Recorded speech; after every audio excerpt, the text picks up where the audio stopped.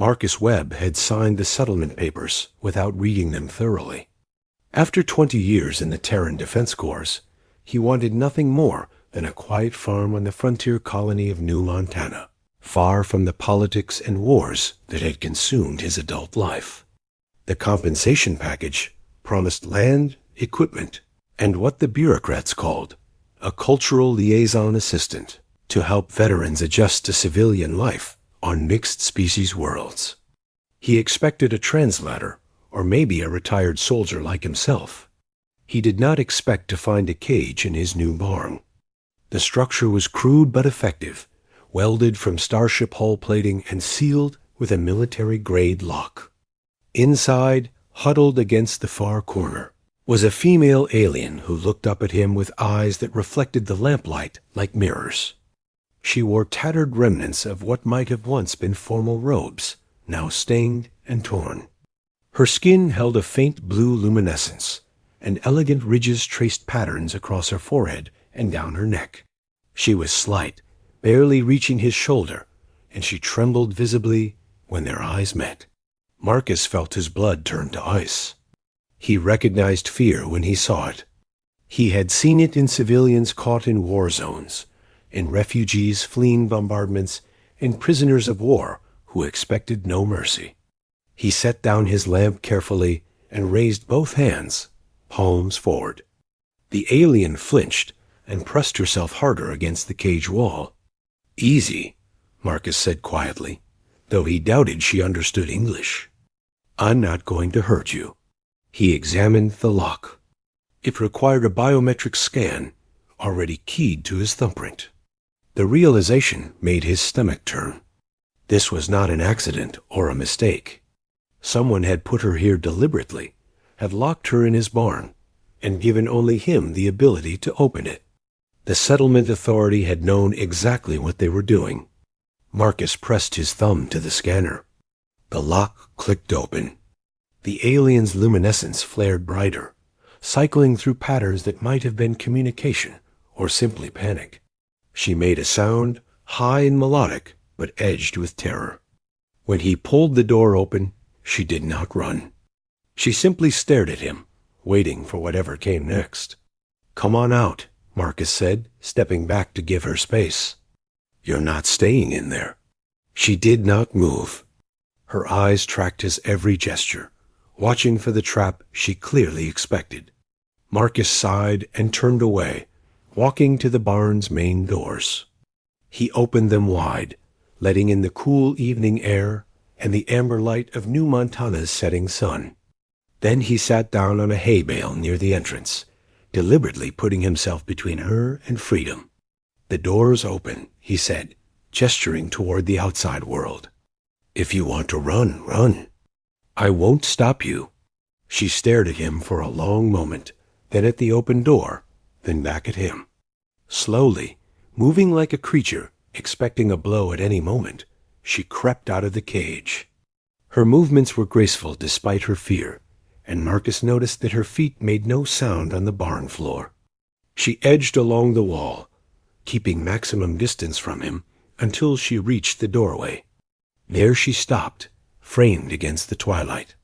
She looked back at him, confusion replacing some of the terror in her expression. He could see her mind working, trying to understand why he had freed her, what trick this might be. "I don't know who put you here," Marcus said quietly, "but I didn't ask for this. I don't keep people in cages." She tilted her head, those mirror-bright eyes studying him with new intensity. Then she did something unexpected. She spoke. The words were melodic, layered with harmonics that human vocal cords could never produce.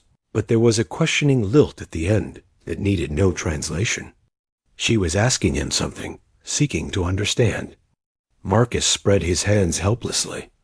"I don't understand. I'm sorry." She pressed one hand to her chest, then gestured at the cage, then at him. The meaning was clear enough. She wanted to know why. Why the cage?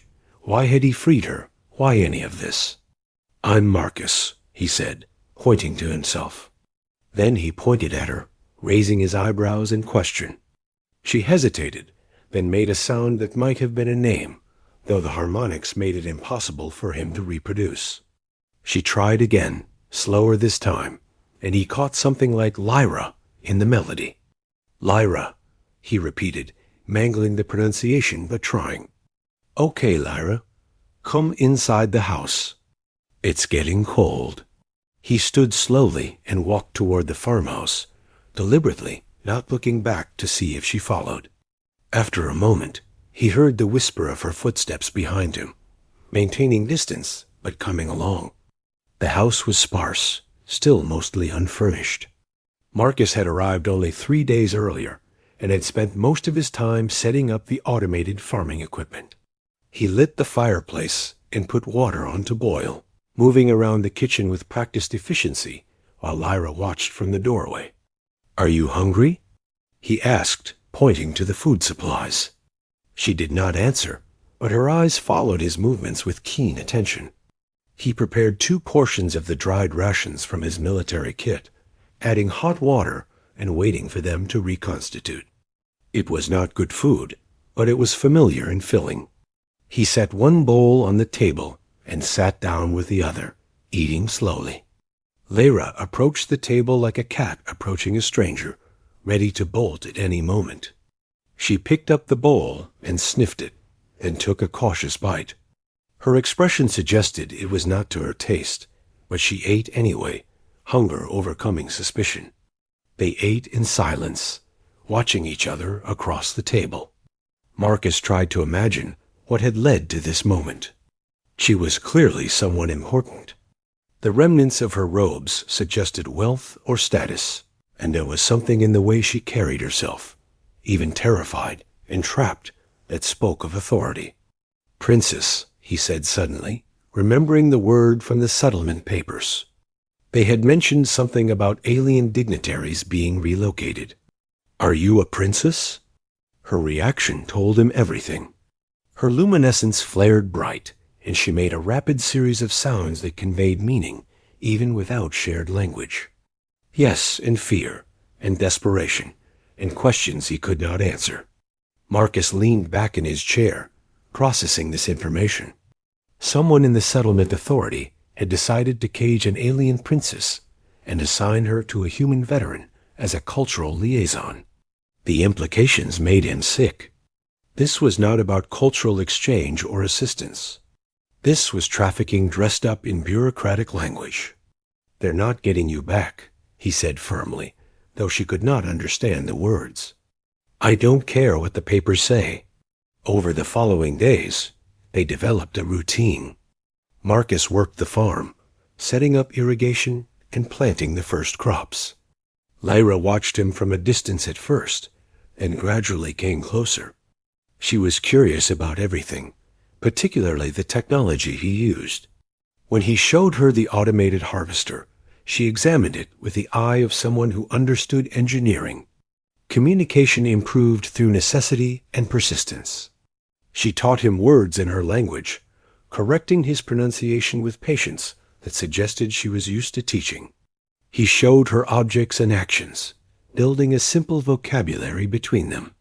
Her name was indeed something like Lyra, though the full version had harmonic components he could not reproduce. She was from a world called Veluria, part of a civilization that had been conquered by the same forces humanity had fought against. She had been royalty, third in line to a throne that no longer existed. When her world fell, she had been taken as a prize, passed from one victor to another until she ended up in the settlement program, assigned to a veteran who was supposed to find her waiting as his reward for service. "They thought I would want this," Marcus said, the anger finally breaking through. "They thought any of us would want this." Lyra watched him with those mirror-bright eyes, and though she could not fully understand his words, she understood his anger. She reached across the table and placed her hand on his, a gesture that needed no translation. She was thanking him for his rage on her behalf, for seeing her as a person rather than a possession. Winter came to New Montana, and with it, the first inspection from the settlement authority. Marcus met the bureaucrat at the property line and informed him that Lyra had run away the first night, disappearing into the wilderness. The man seemed unsurprised and made a note on his tablet, suggesting Marcus file the proper paperwork for a replacement. "No replacement," Marcus said coldly. "I don't need assistance." Inside the house, hidden in the root cellar, Lyra waited in darkness until the bureaucrat left. When Marcus came to get her, she emerged into the light with trust in her eyes that had not been there before. Spring arrived with news from the wider galaxy. The war was shifting again, old alliances breaking and new ones forming. Veluria was in the news. A resistance movement had formed, led by surviving members of the royal family who had escaped capture. Lyra heard the broadcast and wept. Her luminescence pulsing with patterns that Marcus had learned meant joy and grief mixed together. Her family lived. Her world still fought. "We need to get you home," Marcus said. She looked at him for a long moment, then shook her head. She spoke in careful English, words she had been practicing. "First, we free others. Many others in many cages. Then home." Marcus smiled grimly. He had thought his war was over, that he could retire to a quiet farm and leave the fighting behind. But he had learned something important in 20 years of service. The war was never really over until everyone was free. "Ah,"